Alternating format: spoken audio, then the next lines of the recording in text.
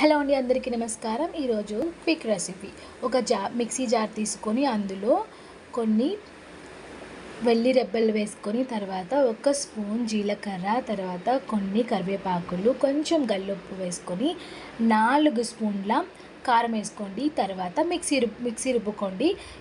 ఈ రెసిపీ వచ్చేసి దీన్ని కారం పొడి అంటారండి. ఇది మనకి ఇంట్లో ఏం కూరలు లేనప్పుడు లేదా జ్వరం వచ్చి ఏం తినకుండా ఉన్నప్పుడు ఈ రెసిపీ చాలా బాగా ఉపయోగపడుతుందండి. చాలా టేస్టీగా ఉంటుంది. ఇలా చేసుకున్న కారం మనకు చాలా హెల్దీ ప్లస్ మంచి టేస్ట్ కూడా ఉంటుంది. దీన్ని మనం వేడివేడి అన్నంలో కొంచెం నెయ్యి చుక్క కానీ ఆయిల్ కానీ వేసుకొని తింటే చాలా బాగుంటుందండి.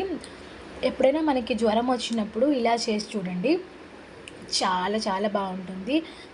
జ్వరం వచ్చినప్పుడు మనకి ఏం తినబుద్ధి కాదు కదా, ఇలా తింటే మనకి చాలా టేస్టీగా ఉంటుంది.